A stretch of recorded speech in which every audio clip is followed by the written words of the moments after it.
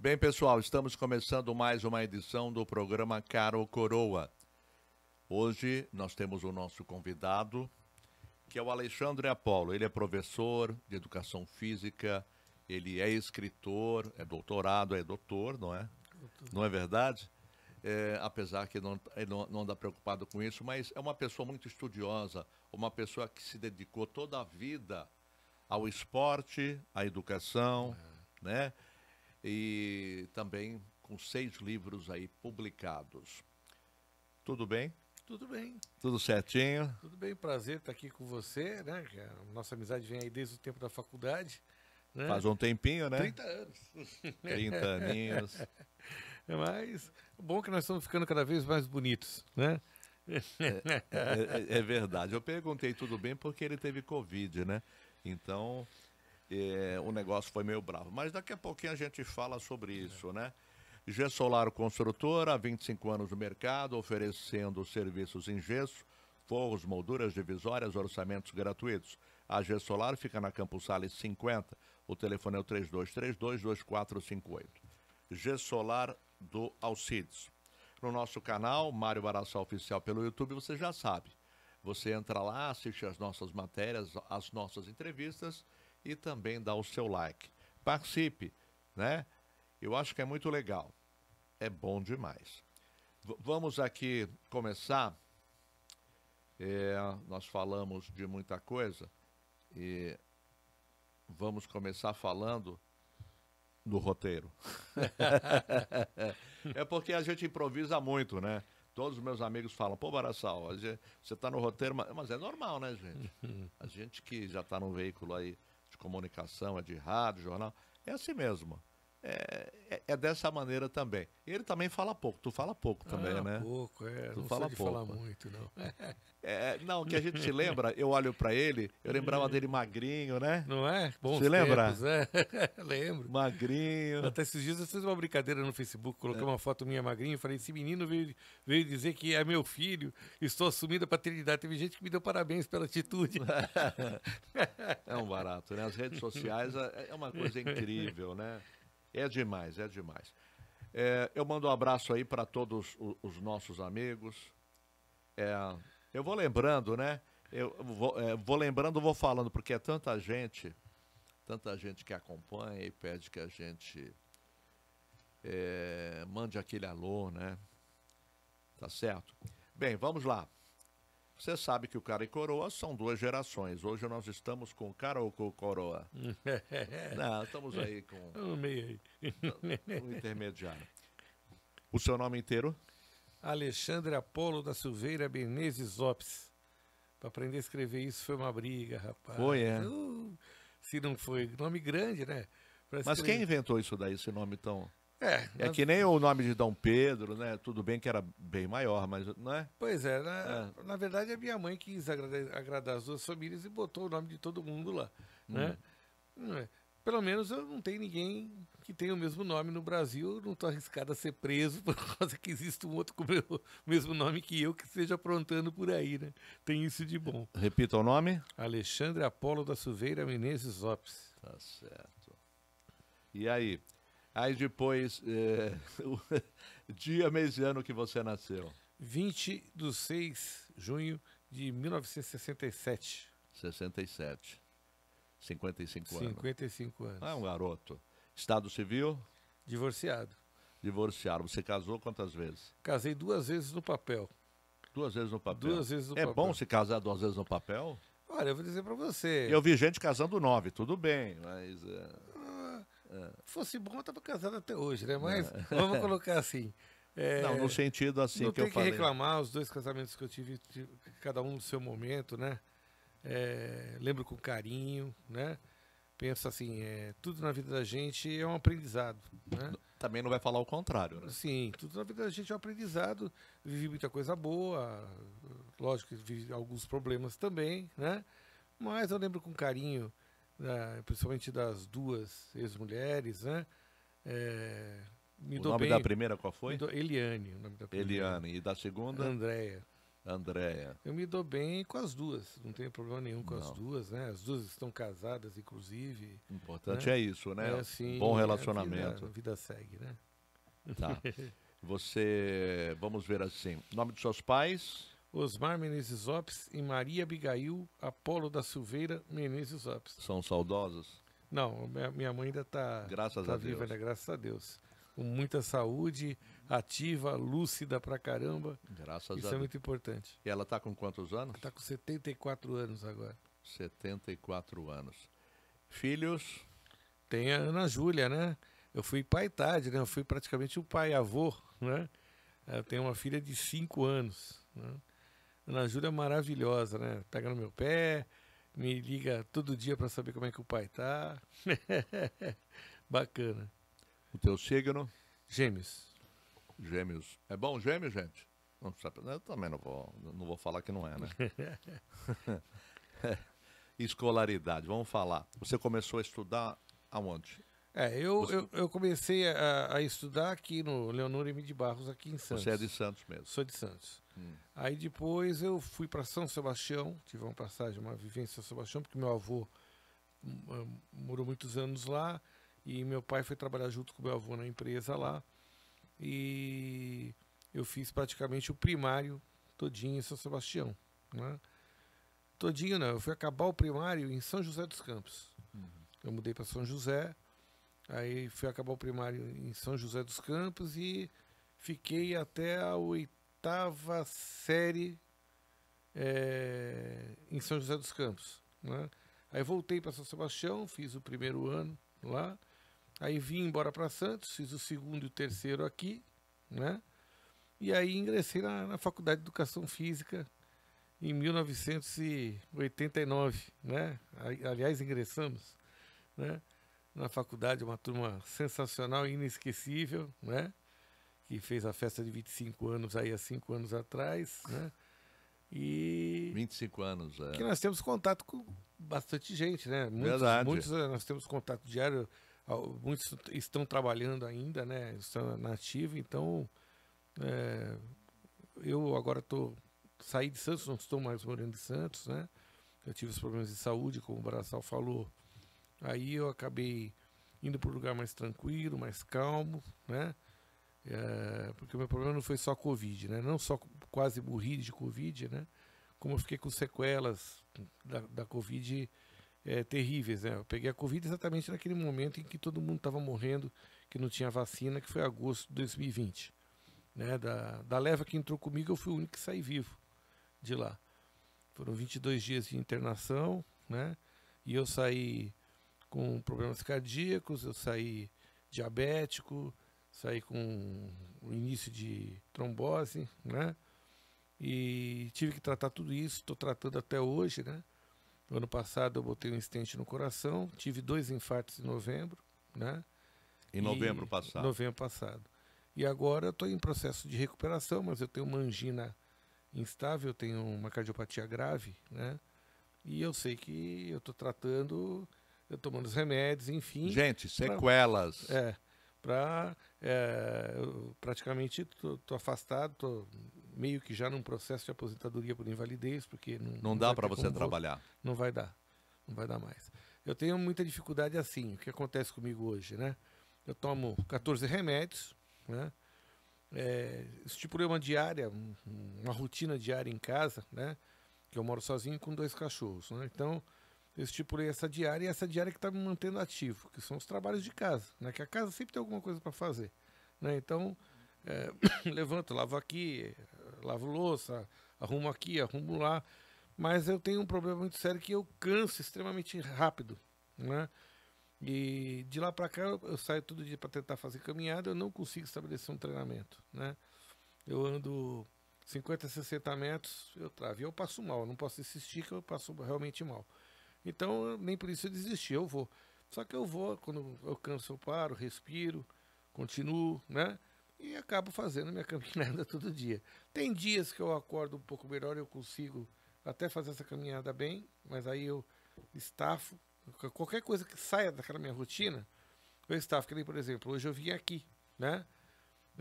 com certeza amanhã eu vou dormir até mais tarde, porque eu canso muito rápido. Isso me cansa o fato de sair dessa rotina. Para aquela rotina eu estou treinado. Mas tudo que eu faço fora da rotina, no dia seguinte, para mim, é uma estafa danada, né?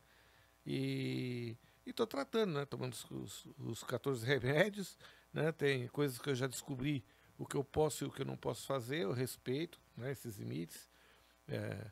E você vai se readaptando, né? Já tive mal psicologicamente, porque você vê muitos limites, você acaba, isso mexe com você, né? Hoje eu estou já mais um pouco animado, porque eu percebi que existe vida após esse problema, né? Que eu consegui... E você está sabendo enfrentar toda essa situação. Sim, eu consegui encontrar uma qualidade de vida nesse meio todo, né? Eu já entendi que realmente para trabalhar assim com criança, realmente trabalhar ali no tete a tete dando aula não dá mais, né? Mas, por exemplo, existe muita coisa na vida que você pode fazer, essas rotinas de horário, de correria, de ter estafa, não posso me estressar, né? Até a cardiologista fala para mim, fala, só procura coisa que te faça rir, né? E é o que eu tenho feito, eu tenho procurado só coisa que me faça rir, né? E o que eu me sinto bem fazendo, né? Então agora estou escrevendo o sétimo livro, né? Que seria o livro aí que trata sobre algumas coisas do doutorado, da pesquisa do doutorado, enfim, né? E isso está me fazendo bem, escrever. Então eu tenho perdido lá, perdido não, ganho, né? Algumas horas do dia sentado lá, escrevendo tranquilo, montei uma área relax lá na minha casa para eu poder deitar e ficar tranquilo, né? E me adaptei a essa rotina, ao lugar, né? Porque eu fui para um lugar muito mais tranquilo que Santos, né? Que não tem mais nada, passou das 8 horas da noite não tem nada, né? Então... Lembrando, ele está morando em Itanhaém, uma cidade deliciosa, eu gosto muito. Então eu tô bem lá. Não é porque a minha cunhada, eu tenho família lá não, mas é uma cidade realmente muito agradável. De início eu fui para São Paulo, né? Que eu tenho também residência em São Paulo. Então eu fui para São Paulo. Mas São Paulo é uma loucura. Para mim... É agitado, né? Para mim é bem pior. Minha família está toda lá, né? A única coisa que ficou ruim para mim foi o fato de eu estar em Itanhaém e estou sozinho, né? Então, eu tenho lá os vizinhos lá que sabem do meu problema, estão sempre atentos comigo lá, né? Mas a minha família mesmo está toda em São Paulo. Essa foi a única coisa que no início eu senti, né? Mas depois eu estipulei lá a minha rotina, estou bem lá tranquilo, quietinho. Se eu ficar quietinho, respeitar, tomar os remédios e não me estressar, eu vou até os 80, 100 anos. Não, os 100 primeiros anos da vida da gente, Braçal, é difícil mesmo. Esses 100 primeiros anos são mais difíceis. Depois a coisa fica... Ele está falando isso porque a família dele normalmente... passa de 100 anos. Passa de 100 anos, né, Apolo?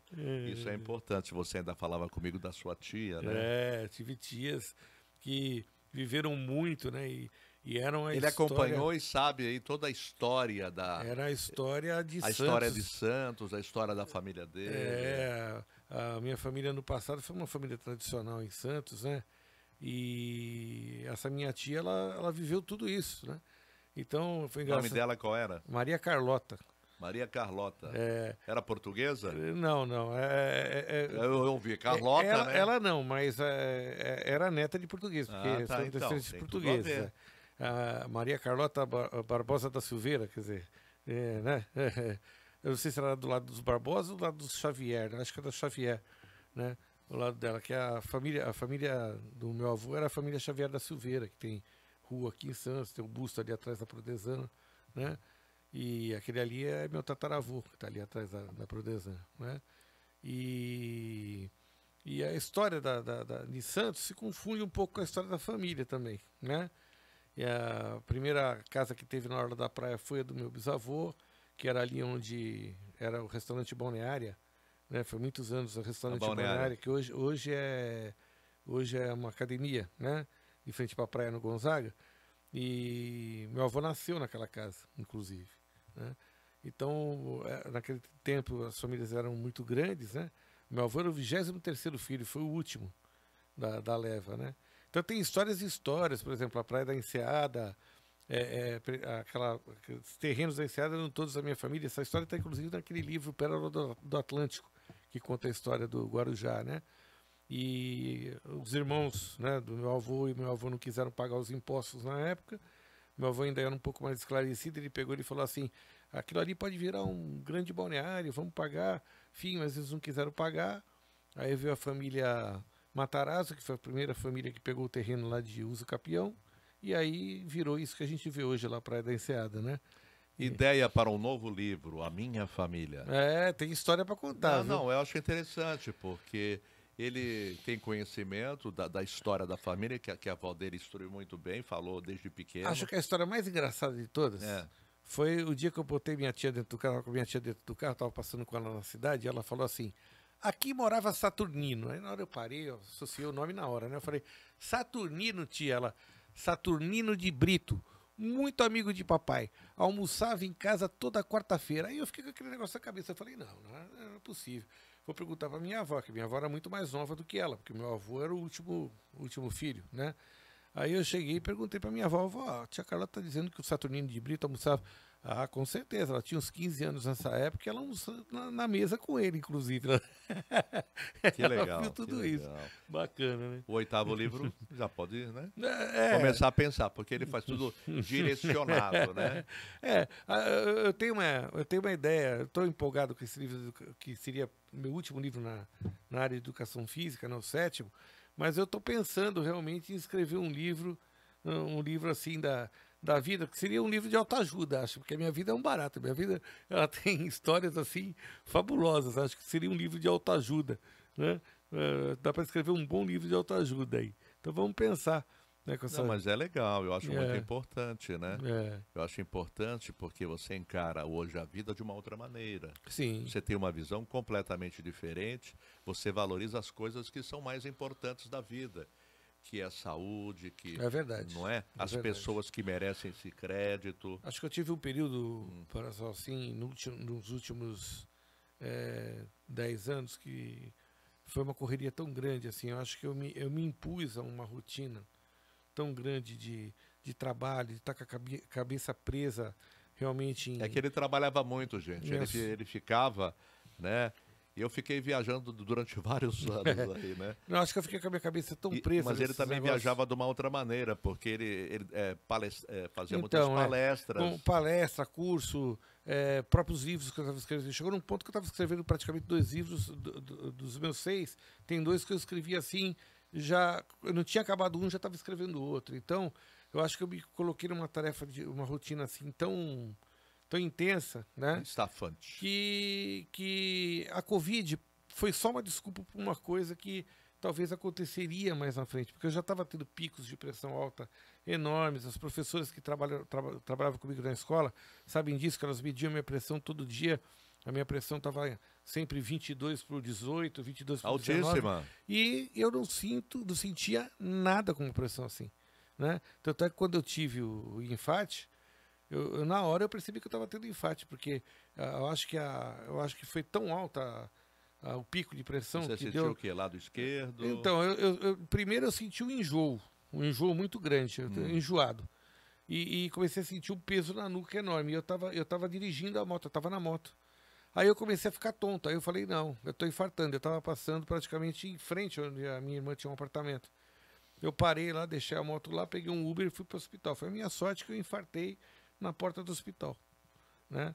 Ele ainda está de moto, porque ele veio aqui para a gente fazer o programa de moto. Não, vi, mas agora, aquilo que eu falo, eu tô treinado, né?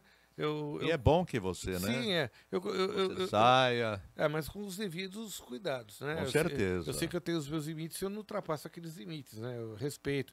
Por exemplo, a própria moto mesmo, quando eu canso, eu paro sempre quando eu saio sem compromisso de assim, essas direções. Via Santos, para mim, é um caminho longo, né? De estar aí para cá, querendo não, para mim é. Então eu nunca vou direto. Eu nunca pego a moto e vou direto. Eu paro numa área de conveniência, eu paro em algum lugar. Quando eu sinto que eu estou mais cansado, eu paro, dou um tempo, vou. Quer dizer, eu aprendi a pausar. Eu sempre fui muito assim, dinâmico, né? Sempre muito elétrico, né? E E, querendo ou não, pode parecer até um humor negro isso, né? Mas o infarte me fez bem, porque depois que eu tive o infarte, eu aprendi a pisar no freio. É o que eu falei, uma outra visão. Eu entendi que não dá para ser assim, do jeito que eu era, não dá para viver daquele jeito, elétrico. E eu acho que não foi só você, porque com essa pandemia, que ainda não terminou, mas já melhorou muito do que estava, é verdade.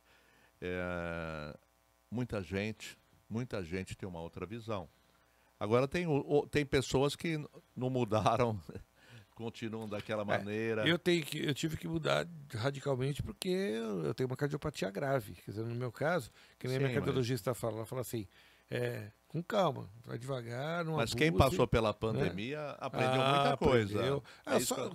Principalmente naquela época que aconteceu comigo, vamos colocar assim, foi completamente diferente de tudo que está acontecendo que não agora, tinha vacina. porque você via as pessoas morrendo do seu lado e você psicologicamente você estava ali preso, você não tinha contato com nada e com ninguém, né? E você... Não sabia de nada. Não, na sua cabeça só batia aquele negócio assim, eu sou o próximo, eu vou morrer também, porque tá todo mundo morrendo aqui, né? Então, psicologicamente, eu acho que o problema naquela época lá, não era só essa parte da doença que deixou sequelas, enfim. Foi o psicológico da gente que ficou completamente abalado, porque, para pensar, todos os que ficaram comigo lá, todos eles morreram. O último que ficou comigo no quarto, quando eu voltei, né, para o quarto, que ele estava internando, ele passou 2 dias comigo, o senhor muito agradável também, morreu alguns dias depois, né? Então, eu não tenho ninguém daquela experiência que sobreviveu, né, para me encontrar e falar assim, puxa vida, né? Nós escapamos. Não, eu saí sozinho de lá. Então, para mim foi extremamente emocionante, né? Acho que até me emociona até hoje isso, né? Quando você saía, né? Que fazia aquele corredor, né? Com aqueles médicos, com os enfermeiros. Não é pra menos. Putz, cara, aquele pessoal é herói, cara. Com certeza. São heróis, né? Eles, naquele momento que estava todo mundo morrendo, todo mundo mal, né? Eles estavam lá sem vacina para cuidar de você, cara. Né? Então, isso até hoje acho que bate em mim. Nossa, quando eu lembro que eu estava saindo, eu falei, putz, eu saí. Não tinha como não foi se abençoado, emocionar. foi um milagre de Deus. Acho que eu estou emocionado até hoje, mas não tinha como não se emocionar naquele momento da saída ali. Né? Porque você sai um trapo humano, né? O próprio papel que eu saí de lá estava dizendo assim, estado melhorado. Né? Então, realmente você sai de lá, você reaprende a andar, reaprende o que foi o meu caso. Eu tive que reaprender a andar, reaprender a comer, reaprender a falar, né? Falar eu recuperei bem, graças a Deus, né? Mas eu sinto até hoje, né, diferenças em mim. Até me olhando no espelho, eu sinto diferenças em mim. Foi difícil essa readaptação. Muita coisa que eu fazia naquela época eu não consigo fazer hoje. A minha coordenação motora ficou abalada? Ficou. Tem coisas que eu fazia que eu não consigo fazer mais. É impressionante falar isso, mas eu joguei futebol minha vida inteira. Todo mundo sabe disso, meus amigos, né? Jogava futebol, inclusive, na praia, com amigos, clube, independente, enfim, né? E hoje eu não consigo pegar uma bola e fazer um lelê. Quer dizer, minha coordenação motora realmente foi afetada, né? Correndo, quando eu tento correr, apesar que eu não consigo correr, né? Mas quando eu tento correr, qualquer zigue-zague para mim, o equilíbrio não é o mesmo.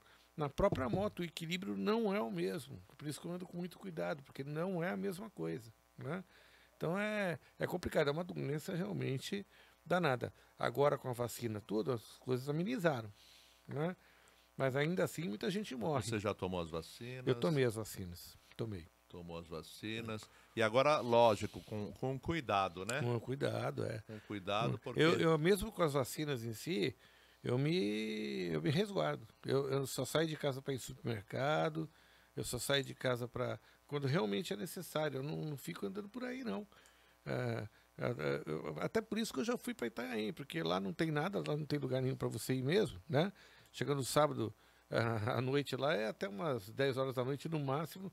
Tem aqueles barzinhos ali no centro, né? Muito gostoso, eu gosto. Mas ainda assim eu evito multidão, eu evito estar em lugares muito cheios, né? Porque nós podíamos fazer online, mas ele quis vir aqui para a gente fazer ao vivo. Lógico. Pra gente fazer rever no estúdio. o amigo, né? Não, mas Não é? é diferente, né? É diferente, é verdade. É bem diferente. Tá certo. O MR aí tá que tá. Bem, nós estamos aí conversando com o Alexandre Apolo, ele que é professor e escritor hoje no Cara ou Coroa. Ele é mais cara do que coroa, 55 anos, né? Eu acho, né? Porque quando eu era moleque, você também, eles falavam 50 anos já era velho. Hoje já mudou. Mudou, com certeza, né? Estamos conversando com o Alexandre Apolo, só o primeiro e último nome. Se eu começar a falar, o nome vai longe, né? Ele que é professor, escritor, professor de educação física, profundo conhecedor, né? Já da arte, ou seja, do esporte, né? Porque ele sempre acompanhou, ainda mais agora, né? Está fazendo uma coisa, está fazendo outra, mesmo com as suas limitações, Sim. né? E o livro aqui eu ganhei, tá certo? Sim, trouxe o livro para você. Tá. Esse é meu último filho, né? Então você vai autografar. E todos eles aqui. são filhos diferentes, né? Pegue a minha caneta do tablet. Pode autorizar. Vai um. Na verdade, Barassal, Faz um autógrafo aí. Os 6 livros, né? Que eu tive, que eu escrevi, né? Cada um me deu uma alegria diferente. São 6 filhos completamente diferentes e cada um seguiu um caminho. 4 deles tiveram repercussão nacional e internacional. Eu não tenho o que reclamar dos meus filhos, né? Estão muito bem encaminhados. Esse aqui tem, inclusive, agora comumente sido bibliografia de concurso para admissão de professores, né? Em Universidade Federal, Instituto Federal, prefeituras, né? Ajuda bastante. Inclusive a Prefeitura de Belo Horizonte, agora no final do ano, né? Ele foi bibliografia do concurso lá, muita gente de lá entrou até em contato comigo porque não estava achando nas livrarias, estava em falta, tinha esgotado nas livrarias, aí acabou saindo mais uma leva aí para atender. Principalmente os professores, né? Os professores para fazer o concurso público. Porque com a experiência que ele tem, ele realmente acaba transmitindo, mostrando o caminho, né? Ou seja, o melhor caminho para a pessoa passar, não é verdade? Passar no concurso público, onde principalmente os professores mais novos estão aí correndo, independente de idade, né? As pessoas estão correndo atrás. É isso que é. Então tem aí, hoje é dia 8? Assinatura e mais 1 milhão, tá tudo bem. Tá certo, obrigado. Nossa amizade. Sobrepõe o tempo. Sobrepõe o tempo, né? Só a letra de médico, mas dá pra ler. Tá outra coisa que mudou muito a minha letra. Mudou bastante? Mudou bastante. 8/7/22. A amizade é uma coisa que... É a mesma coisa. Fazia tempo que eu não vi o Apolo, como outros amigos também, que eu canso de falar aqui. Mas boas amizades, amizades que a gente sente aquele fluido positivo, principalmente que sabem que eu sou chato e sou muito sincero, né? Eu não sei ser de outra maneira, né? Pode falar que eu sou chato, que eu reclamo, que eu falo, mas eu não minto e não prejudico ninguém, né? Isso daí eu sou o primeiro inimigo de pessoas assim. Então a gente, uma coisa puxa a outra, né? Amizades a gente não esquece, fazia tempo que eu não via ele, mas a gente sempre está aí, né? Acompanhando. O Facebook, ele facilitou isso, as redes sociais, né? Tantos amigos, tem o Marco Aurélio, que agora é diretor. O Marco Aurélio eu encontrava sempre em Cubatão, né? Porque eu sou professor em Cubatão. E apesar que eu estou afastado, né? Mas eu sou professor lá. E o Marco Aurélio também, professor lá. Então, gente finíssima. Hoje ele está em São Vicente. Está em São Vicente. No Pastor. Ele passou no concurso lá como diretor, foi para lá, né? Então, faz um tempinho que eu não vejo ele, já vai fazer uns 2 anos aí. Tem ele, tem outros, né? Tem outros. Brasil. Brasil é uma figura. Claudio Honor, Brasil. O Brasil tá onde? Eu nem sei onde o Brasil... O Brasil tá na Praia Grande, né? Tá na Praia Grande. Na Praia Grande. O Brasil, uma figuraça. Tinha o Medeiros, que faleceu. Faleceu agora há pouco tempo. Né? O ano passado, perda, né? Quem mais? Tinha o Sander. O Café. O Sander também era Polícia Federal. Ainda é, né? Ainda é. Eu acho que ele tá no passaporte. A última vez ele falou para mim. E o saudoso Medeiros estava junto com o diretor da Polícia Federal, né? E quem mais? Eu tô lembrando assim. Ah, uma porção, né? Uma porção, O né? MacGyver. MacGyver, né? O nosso MacGyver, né? Se a gente for ficar lembrando de todo mundo, Pintinha. muita gente, Não, né? é o que a gente se lembra. Eu acho que é assim, ao vivo, naquela, naquela, naquele momento, ou seja, nesse momento, você acaba, Sim, é. né? E, Uma turma boa, né? Uma turma sadia, né? Uma turma não que tinha maldade. não tinha maldade, uma turma unida, né? A gente ia para os jogos, tinha as musiquinhas, né? Sempre respeitosas, né? E as meninas. Nossa, era tão bacana. Era um Educação período... física escolar, o que, quando e como ensinar. Tá certo? Obrigado. Opa. E você pode adquirir. É só você colocar no Google Alexandre Apolo. Põe lá Alexandre Apolo e seus livros, que ele vai te mostrar. Aí você vai ver o que você gosta mais. Digital saiu também? Não, não saiu. Ainda sou eles não lançaram. Eu, por exemplo, não gosto de digital. Não. Eu ganhei os 4 livros. Não falei para de quem ganhei, porque é deselegante, né? Mas eu não gosto, eu não gosto, eu gosto desse aqui, ó. Tá nas edições segunda, Né? terceira edição, Papel. né? Tá saindo assim, né? Dependendo de cada um seguir um caminho diferente, né? É verdade. Gessolar Construtora, 25 anos no mercado, oferecendo serviços em gesso, forros, molduras divisórias, orçamentos gratuitos. Gessolar Campos Sales 50, um abração ao Cides. Bem, nós estamos conversando hoje com o professor Alexandre Apolo. Ele que é doutor em educação física. Em educação física. E o mestrado você também fez? Também em educação física. Educação física. A Rô também fez. Eu fui fazer também, mas foi muito puxado. Trabalhar de manhã, tarde e à noite é complicado, né? É só para vocês. Não, cada momento é um momento. Porque a gente não programa fazer várias faculdades. Ah, você fez. Não, mas eu não programei. Eu fiz trabalhando também. Mas é aquele negócio, mestrado e doutorado é um momento de dedicação. Com dedicação certeza. intensa, né? Porque a sua vida passa a ser a vida do programa, né? Você verdade, tem que respeitar o programa, enfim, então é bem complicado. Após, eu fiz tranquilo e tal, eu também, né, deu um trabalhinho. O mestrado já começou a puxar, doutorado, ela já está fazendo internacionalmente aí. Tá. Opa! A Rosa é que nem você. É dedicada pra caramba. A Geoação, se você entrar no Facebook e lá ver Geoação, o pessoal realmente acompanha, muita gente acompanhando. Sou suspeito em falar, né? Bem, qual a sua religião? Olha, eu fui batizado católico, né?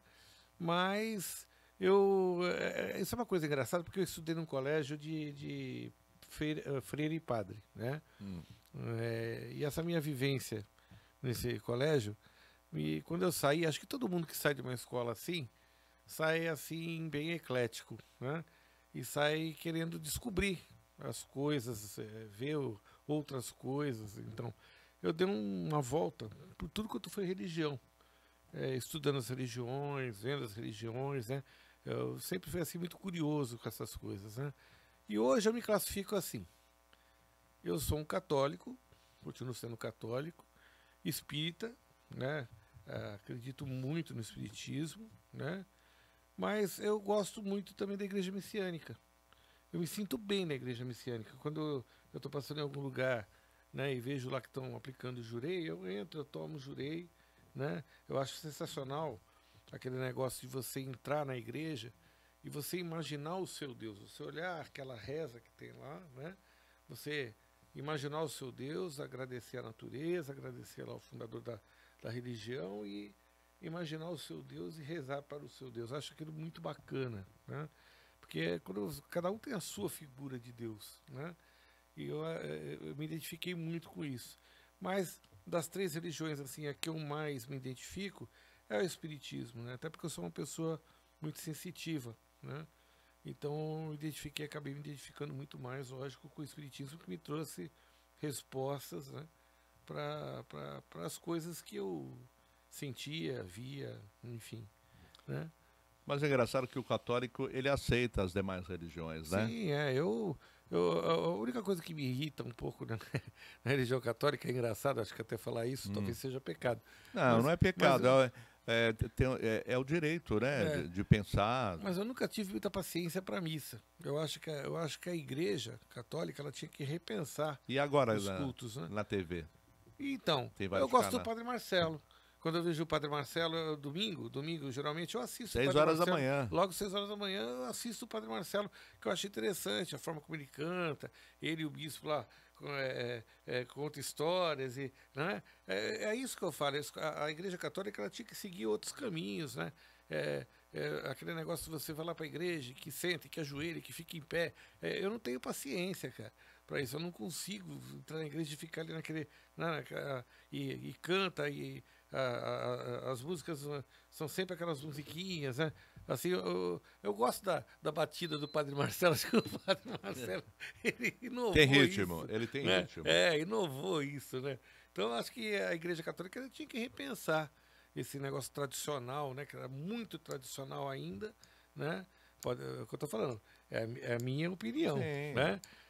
Mas eu também gosto. E eu, como estudei em escola de freira e padre, eu tinha que assistir missa na entrada e missa na saída, né? E tinha 3 matérias de religião, né? Dentro do período integral, né? Eu fiquei realmente marcado com isso, né? Isso marcou. Você acha que é importante ter religião na Extremamente educação? importante, extremamente importante. Porque foi cortado, né, de vez, né? Então, mas é aquilo que eu falo, cada um tem a sua, né? Sim. Eles tinham que encontrar um ponto aí meio para atender todo mundo, né? Mas eu penso assim, extremamente importante, porque é aquele negócio. Quando a pessoa entra em qualquer problema, né, na vida, e essas crianças elas vão encontrar problema na vida, né? A primeira coisa que você lembra é Deus. E às vezes você está completamente distante de Deus. Mas a primeira pessoa que você lembra e vai recorrer para pedir alguma coisa é Deus. Verdade. Sempre. E você tendo uma educação, né, isso fazendo parte da sua educação, independente do credo que você tem, né, isso incentiva você a estar mais perto de Deus, acho, durante a sua vida, né? A não só procurar Deus nesses momentos, né? Seria Verdade. As pessoas procuram Deus na hora que só precisam, né? Tem que agradecer todo dia, porque você está vivo. Não é? É um milagre. Putz. Eu acho que é um milagre. Independente se você passa pela Covid, Eu sempre agradeci muito e agora eu acho que... agora eu acho que eu até me empolgo demais em agradecer muito pelo fato de estar aqui, porque não era para estar. Né? É o que eu brinco, eu brinco que já me chamaram 3 vezes lá e eu estou me fazendo de surdo, né? Você escuta bem. Faça que não escuto. Bem, vamos falar um pouquinho da sua profissão, da religião você falou. Você começou a trabalhar com que idade? Olha, eu comecei a trabalhar cedo, eu comecei a trabalhar com 15 anos, 14 para 15 anos. Fazendo o quê? Então, meu avô, ele era sócio dessa empresa de importação e exportação, né, a companhia de armazéns gerais, né, e ele me levou para trabalhar com ele, né, ainda em São Sebastião. E acho que foi muito válido isso, né, porque eu aprendi a ter horário, aprendi a ser responsável desde cedo. Eu achei extremamente válido. As pessoas falam, porque eu trabalho infantil. Mas veja bem, a pessoa chega um momento que ela vai trabalhar mesmo. O meu avô foi muito legal comigo nesse período. Ele não me privava de ser um adolescente, né? Por exemplo, apareceu um negócio legal que todos os meus amigos iam, tudo. Ele, vai, amanhã você está aqui 8 horas, vai, né? Então eu tinha uma vida. Você tinha uma liberdade. Tinha, e como eu era atleta, eu jogava, né?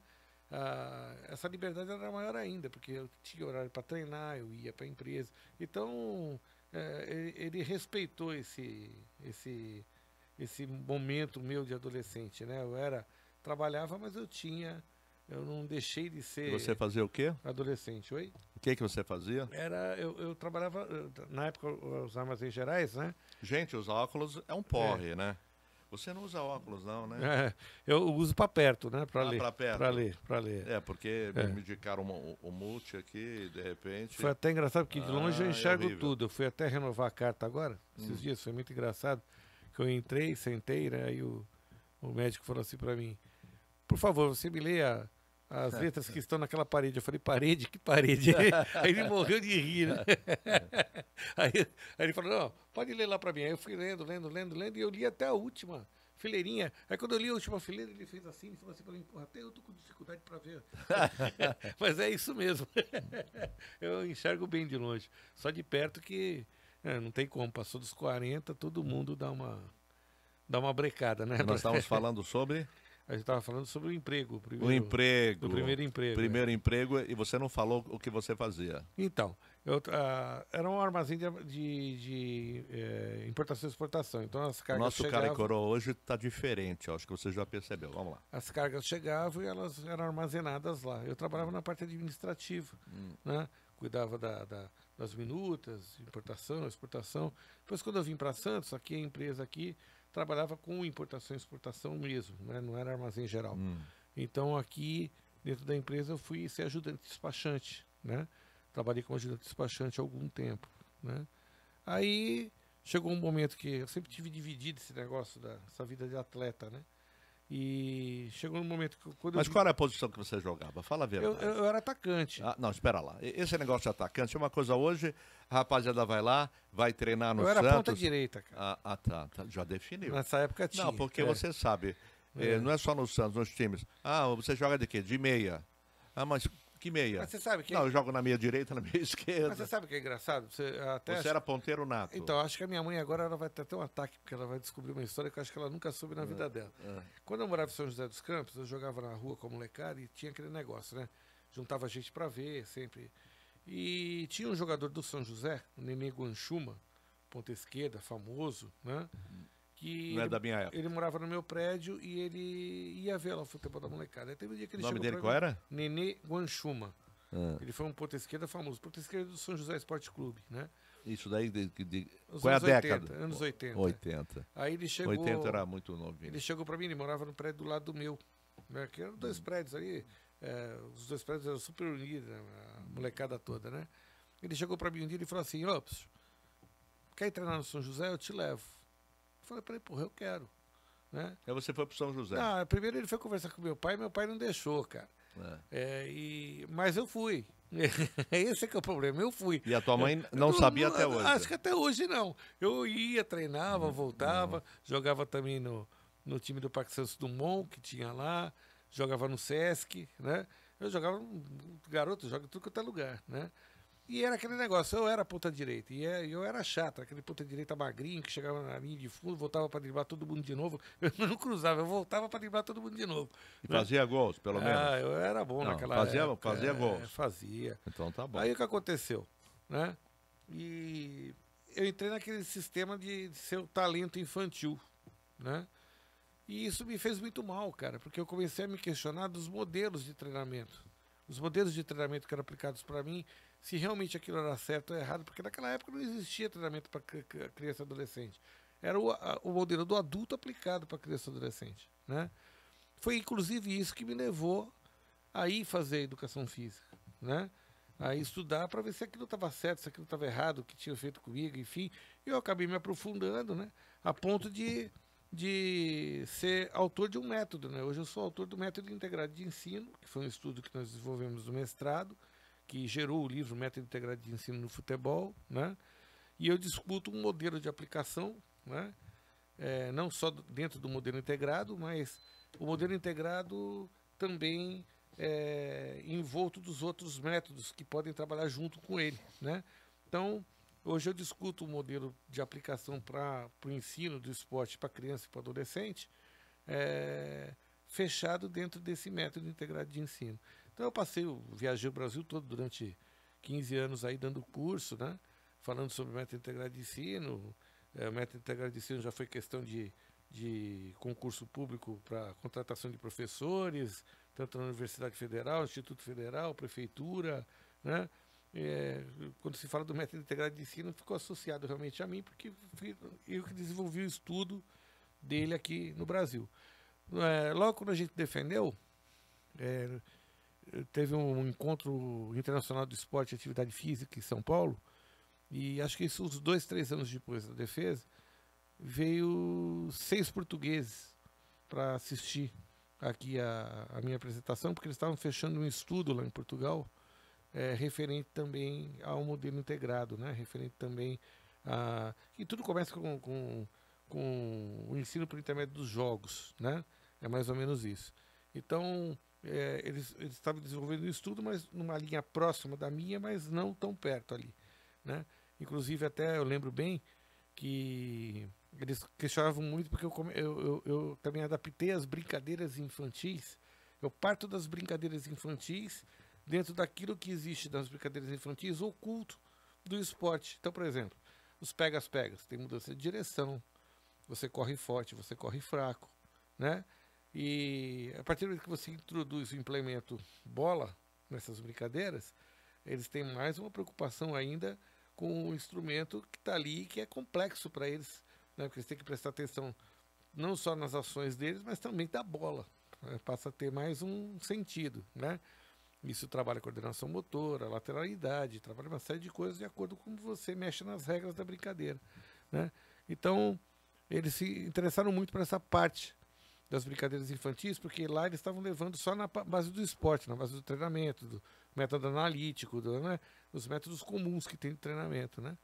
E eu falei para eles, olha, vocês talvez tenham mais dificuldade para desenvolver isso lá, ou vão desenvolver um estudo completamente novo lá, porque as brincadeiras infantis dos portugueses, das crianças portuguesas, não são as brincadeiras infantis das crianças brasileiras. São diferentes. São diferentes. Então, por exemplo, vamos lá, você vai fazer uma rebatida no futebol, né? Onde nasceu a rebatida? A gente não sabe. Foi numa brincadeira de criança que nasceu aquilo, né? O gol a gol nasceu também numa brincadeira de criança, né? Então, talvez lá em Portugal eles tenham outras brincadeiras, né? Eu estou falando do esporte em si, né? Mas eles se encantaram porque viram lá eu adaptar o corre-cutia, o... Corre-cutia. Esse daí é bem antigo, né? Mas a criançada adora. Sim, mas eu adaptei para o esporte, né? Então você tem as regras lá, tem a bola, tem o bastão, quer dizer, você pode fazer aquilo de diversas formas, a gente mexe nas regras também, para onde corre, quem corre. É bom você esclarecer para as pessoas entenderem um pouquinho, né? Então, é aquele negócio, a partir do momento que você mexe nas regras, você passa a ter uma gama de possibilidades dentro de uma brincadeira só, né? E eles acharam aquilo divino, porque eles só pensavam pro lado do esporte. Então eu vim desde as brincadeiras infantis e depois, sim, eu fui discutir lá um modelo integrado, né? Porque um modelo integrado, para quem não sabe, né? Ele trabalha a capacidade de decisão. O que é a capacidade de decisão? Para nós que somos humanos, né? Funciona assim. Nós vemos o que está acontecendo, né?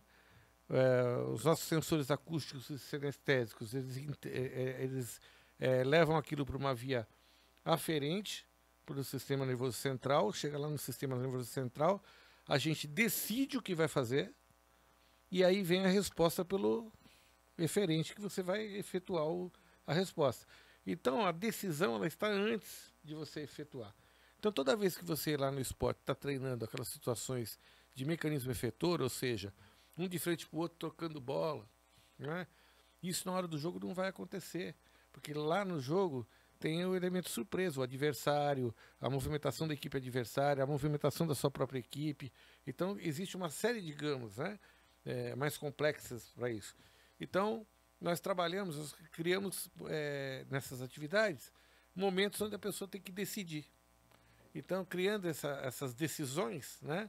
A gente treina esse mecanismo decisório, né? Então, o mecanismo decisório fica mais aguçado. E isso parece que não, mas em pesquisa aponta que quem treina pelo método integrado, né, ele fica 0,02 mais rápido do que quem não treina. Então, nós vamos dar um exemplo aqui que todo mundo vai lembrar. Santos e Barcelona. 4-0 para o Barcelona. Foi terrível essa. E por quê? Porque eles jogam no modelo integrado. O Santos não. Então, seria muito difícil, quase impossível, né? Até eu lembro que quando saiu um dos gols do Barcelona, que foi aquele gol que o cara saiu lá de trás e fez o gol lá na frente, quando ele passou pelo Ganso correndo, que ele tocou a bola e lá antes do meio de campo ele passou pelo Ganso, eu falei gol. Todo mundo deu risada na sala, porque eu estava assistindo o jogo com uma professora de Santista. Imagina, gol, é esse cara aqui vai fazer o gol. Não deu outra. Pum, pum, pum, da bola nele e tum, gol.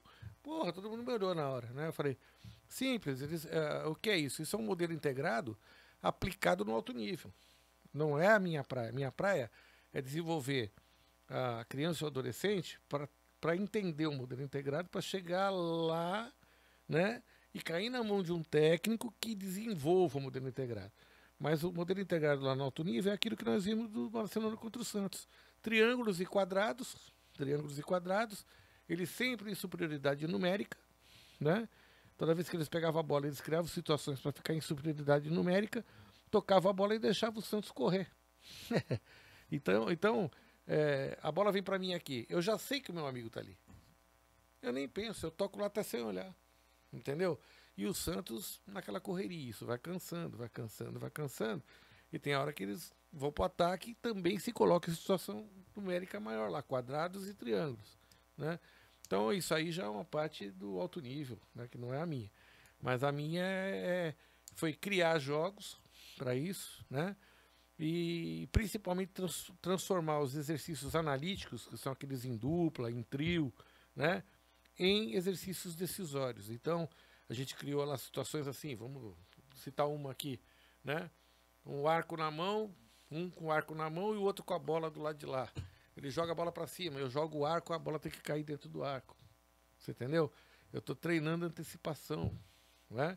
Então tem uma série de jogos que você treina coisas que vai te deixar mais rápido, vai te deixar mais inteligente e não necessariamente você está ali fazendo o mecanismo efetor, né? Que também é importante, mas cada coisa dentro do seu tem a sua dose certa, né? Para se treinar, né? Daqui a pouco nós voltamos a conversar mais com o nosso amigo Alexandre Apolo. Estamos aí fechando esse primeiro bloco, tá? Estamos encerrando esse primeiro bloco ao vivo. Gessolar Construtora, há 25 anos no mercado, oferecendo serviços em gesso, forros, molduras, divisórias. Está muito gelado? Não, tá ótimo. Não, é porque Tá a gente gosta da temperatura fria, né? O clima aqui tá bom, Tá eu bom. também gosto. Tá bom? Então tá ótimo. Gessolar, molduras, divisórias, orçamentos gratuitos, pessoal.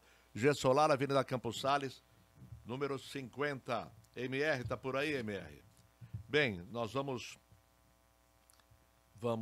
focar e vamos no segundo bloco, isso mesmo, do Cara e Coroa. Hoje recebendo a visita, nesse segundo bloco, do Alexandre Apolo, que é professor e escritor de educação, é professor de educação física, é escritor e também é doutor em esportes. É isso? É, doutor em educação física. Isso, doutor em educação física, doutor em esportes. Não, que você abrange tudo, né? Eu sei que é de educação. A gente até esquece isso, porque eu vou colocar assim, o título não quer dizer nada. A gente vê muito professor aí que não tem mestrado, não tem doutorado, e na prática é um excelente profissional. Verdade. Né? Você ir mais à frente com os estudos, para mim, foi uma necessidade, né? Nem todo mundo, às vezes, consegue... Não isso, tem né? essa oportunidade, essa facilidade. Mas que você o título às vezes não rotula o profissional, né? Porque o profissional tem muito cara que tem doutorado às vezes e não consegue fazer determinadas coisas. Pode ser bom lá para dar aula na faculdade, enfim, mas se der um lugar para ele dar aula de alguma outra coisa que ele não tenha tido, ele vai apanhar. Quer dizer, cada um é resultado do seu meio, né? Daquele meio que viveu. No meu caso, o meu meio foi sempre a criança e adolescente, né? E no esporte, né? Eu sempre trabalhei com a criança e adolescente no esporte e me aprofundei nisso. Né? Virei um especialista. O que é um especialista? Especialista é aquele cara que cava um buraco tão fundo em um determinado tema, num determinado assunto, que ele acaba não conseguindo criar relação daquilo com o resto. E é exatamente o que o mestrado e que o doutorado vem te oferecer.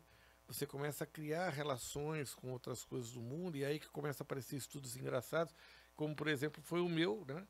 Que eu nunca imaginei na minha vida que eu ia estudar fenomenologia e que de repente eu ia aplicar isso no esporte para explicar o fenômeno do treinamento por intermédio dos jogos, né? Então eu fui estudar Edgar Morin, essas coisas para conseguir explicar, né, determinadas coisas. Porque teve um determinado momento do meu estudo, né, que eu comecei a perceber que cada vez que você acrescentava mais um treinamento, que isso acontece muito não só no esporte, acontece em no sistema de uma forma geral, né? Você sempre, quando você está fazendo uma coisa sempre repetitiva, você sente a necessidade de fazer alguma coisa nova, de inovar alguma coisa naquilo que você está fazendo. No caso do esporte foi assim, começou a se treinar de forma... O jogo era a essência, só se jogava. Se você pegar o meu avô foi jogador de futebol, e o meu avô jogou no Fluminense, na Portuguesa, e o meu avô falava assim, naquela época não tinha treinamento, não tinha nada, a gente só jogava, o treinamento era jogar, né?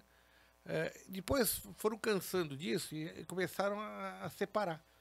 Pararam de jogar para treinar a parte técnica, pararam de jogar para treinar a parte física, pararam de jogar para cuidar da parte alimentar, né? E cada vez que você parava de jogar para fazer mais uma coisa dessa, você se afastava da essência que era o jogo, né? Você ia cada vez mais rumo ao caos e cada vez mais distante da essência que é o jogo. Então foi aí que começaram os estudos aí por volta dos anos 80, 90, né? De se aproximar o treinamento por intermédio dos jogos, né? Porque se você está jogando, você tem que jogar. Você aprende a jogar jogando, né? E aí foram estudar, apareceu esse negócio da capacidade de decisão, né? Coisas que inovaram, né? O ensino e o treinamento da garotada. E que hoje muito professor aplica aí abertamente, alguns aplicam sem conhecer profundamente o que é a capacidade de decisão, né? Você vê que os próprios livros, muitos dos livros, colocam lá exercícios assim, né? Que treinam a capacidade de decisão, mas se você for ver, eles vão ter uma sequência lógica. Eles começam aqui, quando você vai ver aqui tinha que ser sequência daqui. Mas não existe uma sequência. Tem muita gente que coloca os jogos da forma como eles compreendem, né? Não, eu estou dentro do que se fala hoje, que é o treinamento, né, integrado, treinar de forma integrada, né? E coloca os jogos, mas esses jogos não têm uma sequência lógica. E foi isso que nós resolvemos, nosso estudo fez isso. Deu uma sequência lógica para isso. Né? Então você começa do mais simples e vai para o mais complexo. Você começa dos jogos mais simples para o mais complexo. Então você parte lá das formas jogadas, né? Que são jogos que não tem contato físico, né? São aqueles jogos que acontecem em corridas de estafeta, né?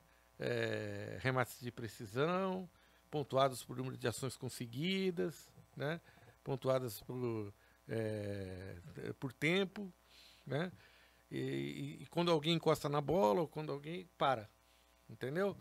Depois você passa para os jogos reduzidos, que são jogos de caráter técnico, enfrentamentos simples, com igualdade, superioridade e inferioridade numérica. E depois você passa para o mais complexo, que são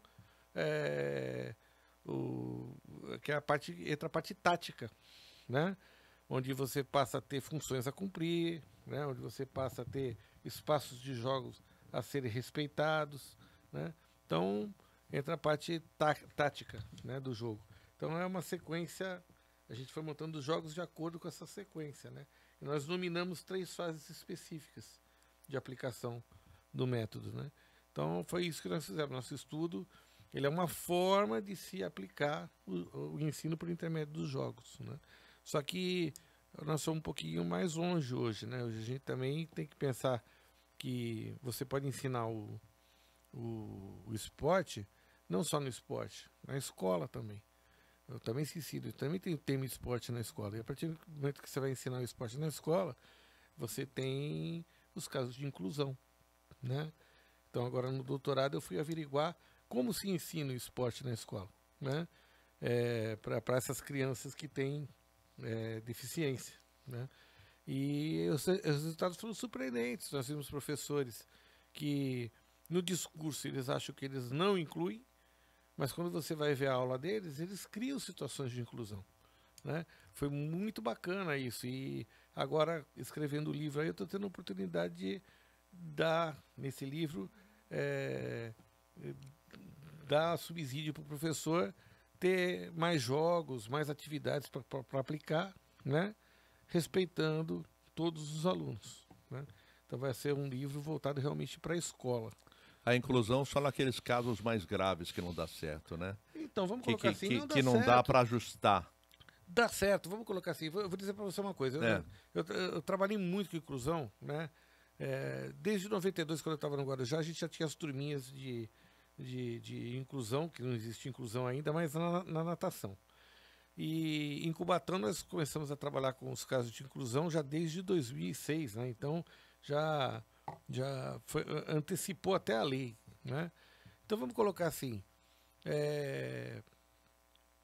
até o autista mais comprometido, eu tenho até um exemplo disso, de um aluno que eu tinha um autista extremamente fechado no mundo dele, né? Que eu, com uma atividade durante a aula, eu descobri que ele gostava daquilo. Então, o que eu fazia? Toda aula eu colocava aquilo no início. Ele se sentia protegido, ele se sentia dentro da turma, né? E a turma incentivava ele. E eu conseguia fazer com que ele fizesse o resto, cara.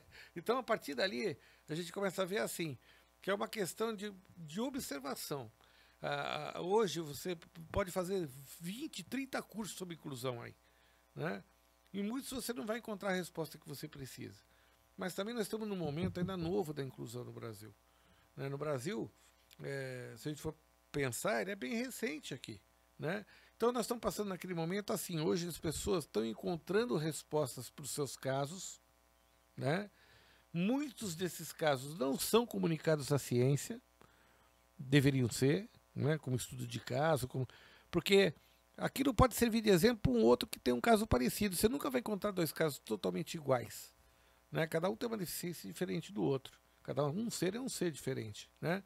Mas é aquele negócio próximo, as coisas próximas que podem servir para um outro e a partir dali o outro pode descobrir uma outra coisa. Então, o que falta hoje, os professores estão descobrindo como trabalhar com a inclusão ainda, estão criando as suas formas de incluir, né? Ou seja, quando começa assim, em médio, a longo prazo, mais uns 10 anos, nós já vamos ter aqueles livros que vai ser assim, 1.200 jogos para inclusão. Importante. Né? Que não vão ajudar muito, mas é aquele negócio, porque sempre precisa muitos jogos assim, também, né? Mas é aquele negócio.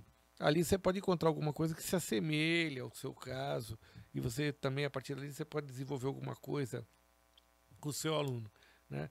Mas a verdade é que trabalhar com inclusão está muito próximo daquilo que se trabalha com os jogos, porque com o ensino através dos jogos, porque você pode mexer nas regras, nas variáveis, você pode mexer no material, você pode mexer na luminosidade, você pode mexer no ambiente, né? Então é aquele negócio, você tem são 7 variáveis, eu não vou lembrar 7 de cabeça agora.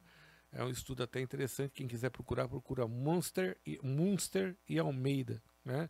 2005, vocês vão achar as 7 variáveis lá. E a partir dessas 7 variáveis você mexe na estrutura dos jogos, das brincadeiras, enfim, e a criança pode participar. Né? Eu acho muito legal o trabalho. Agora, também o que é importante é dar bagagem ao profissional, ou seja, curso de acordo, ele tem que saber, não adianta ele ouvir falar, fazer um cursinho super rápido. É isso aí, não adianta. Não adianta nada disso, porque os nossos professores, a maioria, não estão preparados. Eu não estou falando só em São Paulo, não. É isso aí. É no Brasil. E foi bom você tocar nesse assunto, Braçal, porque é o seguinte, a gente vê que o serviço público, de uma forma geral, seja estadual, municipal, né, eles não querem gastar com esses cursos. Na verdade, não adianta você levar um profissional para ir lá falar na Semana da Educação e achar que todos os professores vão, no dia seguinte, mudar, porque ele foi lá e falou 7 horas. Não muda nada. Não muda nada. O que muda é você apresentar um curso de pós-graduação de 368 horas, certo? Para esse professor ir lá, fazer a parte teórica, a parte prática, certo? Aí você está começando a mexer realmente na tarefa profissional. Você vê, na própria pesquisa que eu fiz em escolas do Estado, né, escola pública, dos 20 entrevistados, e nenhum deles era professor de primeira viagem, todos eles já tinham média de 10 anos para frente de profissão, né? Dos 20 professores, só 2 tinham pós-graduação. E desses 2, os 2 tinham mestrado. Só 2. Os outros só tinham a faculdade. Quer dizer, como é que o cara fica com a faculdade 10, 15 anos só com o que ele Tem aprendeu que na faculdade acompanhar. aplicando? Tem Né? que acompanhar tudo o que está acontecendo, porque nós aprendemos, independente da sua profissão, nós aprendemos todos os dias. Então, Brasil, só que aí vem a surpresa. Quando eu fui assistir a aula deles, eles aplicavam, eles faziam aquilo que no momento todo mundo faz. Mas por quê? Porque existe a internet, porque querendo ou não, eles podem não ter feito um curso, mas eles podem ter visto um livro, eles podem ter visto alguma coisa que de repente deu para eles um material para eles trabalharem com aquele caso, entendeu? Então é engraçado isso. Eles têm a informação, eles sabem incluir, mas só que eles, no discurso deles, eles não se sentem seguros de falar eu incluo, eu consigo criar situações inclusivas, você entendeu? A minha pesquisa ela foi muito clara nesse sentido, né? E até quando eu fui defender foi uma surpresa dos professores da banca, então falaram, nós estamos vivendo um novo momento, então agora o professor, ele não mais, não é um problema do professor, a inclusão, porque todo mundo culpa o professor não sabe incluir, o professor, né? O professor ele está incluindo, ele está fazendo a parte dele, né? O problema é que o Estado, né, não dá subsídios para ele melhorar o trabalho dele. Eles querem tampar o sol com a peneira, é isso? Sempre assim, né? Eles escolhem o modelo mais barato, escolhem o... Por exemplo, vamos cansar. Eu já cansei de oferecer curso. Porque ninguém, eu não vejo nenhum político, desde que eu me conheço como gente, não vejo nenhum político se preocupar seriamente com esse ponto. Né? De realmente colocar a gente gabaritada e fazer cursos que as pessoas realmente Você vê bem. tenham conhecimento, recebam assim, conhecimento. O conteúdo de esporte, o tema esporte na escola, né? Ele está lá. Ele vai ser ensinado de alguma forma, né? As pessoas ensinam esporte da forma como elas aprenderam, da forma como eles viram o mundo ser, né? Não existe nada dirigido para esse ensino do esporte. Eu cansei de me oferecer ao longo desses anos para estado, para municípios, para ministrar um curso só dentro do tema esporte, para fazer com que o professor apresentasse uma prática mais significativa, né? Porque assim, a partir do momento que você vai dar uma aula, vamos fechar aqui que vocês vão entender. A partir do momento que a gente vai dar uma aula, se eu vou lá e dou uma aula extremamente repetitiva, só, né, fazendo aquelas coisas que se faz sempre dentro do esporte, né? Por exemplo, no futebol, cabeceia, toca, né, em dupla, em trio, a criança vai enjoar. Agora, se você vai lá, né, e põe para essas crianças uma aula onde ela começa fazendo primeiro uma atividade cooperativa, depois ela faz um jogo recreativo, depois ela faz uma atividade analítica, depois ela faz um jogo reduzido, que seja, ela já fez 5 coisas diferentes dentro da aula, e quando ela sai de lá, a hora que acaba a aula, a primeira reação da criança, a primeira reação é essa. Por quê? Porque ela fez, dentro daqueles 45 minutos, você conseguiu dar para ela uma aula rica dentro de métodos, né? E não é só você oferecer uma aula rica dentro de métodos, é você saber oferecer para cada faixa etária o que é mais necessário para ela, em doses desses métodos, dentro do momento certo da aula. Então, tem faixas etárias que na hora do início da aula é um método que é mais importante. Na aula propriamente dita, outro método é mais importante. E para encerrar a aula, outro método é mais importante. A partir do momento que a criança vai desenvolvendo, talvez aquele método que era a aula principal aqui, não seja mais importante aqui, seja importante no início. E entra outro método aqui, na aula principal. Entendeu? É isso que eu passei, viajei o Brasil inteiro fazendo, dando curso. Tive resultados tanto no esporte quanto na educação. No esporte, inclusive, dentro do futebol, né? Vamos falar do futebol em si. Como o estudo foi feito dentro do futebol, é mais fácil falar do futebol, né? Em Fortaleza eu tive um contato com o pessoal do Fortaleza, algumas pessoas que trabalhavam na base do Fortaleza.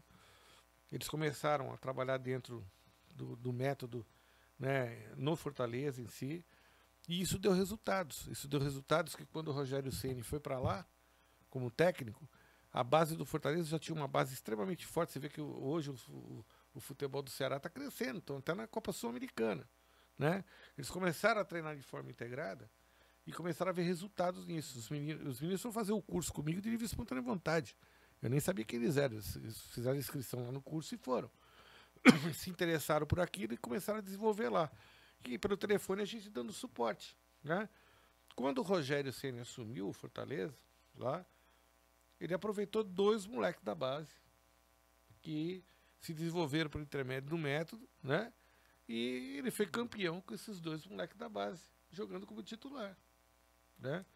Então, os próprios meninos lá que trabalhavam na base falavam para mim, professor, o senhor indiretamente tem resultado nisso daí também, porque, querendo ou não, nós usamos o método aqui, deu certo, né? Então é aquilo que eu falo, se o Estado, vamos falar da escola então agora, se o Estado, né, seja a prefeitura, se preocupasse em contratar as pessoas certas, né, para ir lá dar um curso, por exemplo, me contratar se eu fosse lá desse um curso na área do esporte, com certeza a aula dos professores no dia seguinte seria mais significativa. Com certeza seria, porque eu me preocuparia em dar para eles um modelo de atuação aonde eles... Agora, se eu for lá e falar 7 horas, 10% vai sair de lá fazendo isso.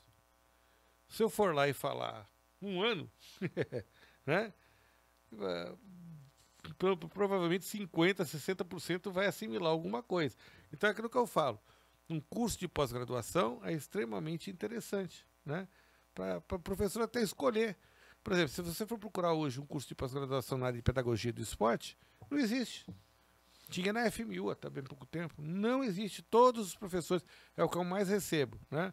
Professor, quando é que vai ter um curso que é para mim fazer? Eu estou precisando ver coisas novas, estou precisando aprender uma forma de ensinar o esporte para criança, né?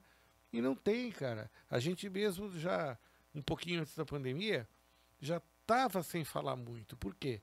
Porque os próprios congressos, né, as próprias faculdades, enfim, elas estão preocupadas hoje com o produto final, que é o alto nível, o treinamento, né? Então, o congresso, quando vai formular lá os seus cursos, né, se ele abre uma sala lá de treinamento de força, né, que aqui em Santos nós temos grandes professores que falam disso, inclusive, né, eles têm 500 alunos, porque é o assunto do momento, é o assunto que chama a atenção do universitário, do professor em si, né, dos professores de academia, enfim.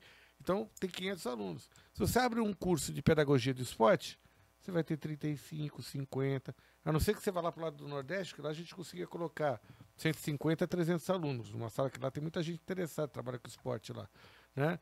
Mas fora isso, é sempre 35, 50, é assim essa média. Então, os congressos pararam de oferecer os cursos de ensino de esporte. Eles só dão lá os cursos voltados para academia, treinamento, né? E tem que ter, porque vamos colocar assim, para chegar no alto nível, você tem que ter uma base. Quando eu trabalhei com o Vanderlei Luxemburgo, né, no Instituto, a maior reclamação do Vanderlei era essa. Ele falava assim, pô, os técnicos de categoria de base estão preocupados em jogar no 3-5-2, e ser campeão. Eu não jogo no 3-5-2. Como é que eu vou aproveitar o moleque lá da base e botar ele para jogar aqui no principal, né? Se ele não joga nos esquemas que eu jogo, né? Então, vê bem, a base ela tinha que se preocupar em dar tudo pro seu aluno, formar o atleta no seu todo, não se preocupar com os campeonatos em si, com o resultado final. O Visoli, quando deu uma entrevista no final da Copa São Paulo, eu não me lembro o ano, mas foi, né, uns 15 anos atrás aí, todo mundo criticou o Visoli, né, porque ele perguntaram para ele assim, e aí, Visoli, São Paulo vai jogar como? Né? Ele falou assim, os meninos já conversaram no vestiário, eles já sabem os esquemas, eles já sabem que tem que mudar alguma coisa, né? Quando tiver que mudar, eles mesmos mudam, não tem problema nenhum. E criticaram o Visoli e falaram assim, pô, para que ele está fazendo lá de técnico? Que tantos os meninos aqui decidem. Mas não é isso. Ele está incentivando os moleques conhecem os sistemas de jogo. Ele está incentivando eles a observar que o jogo mudou e eles mudarem também. Entendeu? Então, a base ela tinha que ser muito bem trabalhada, né? A ponto de quando chegasse lá em cima, os técnicos terem opções de puxar os meninos para jogar. E não é o que acontece. O Vanderlei reclamava muito disso, né?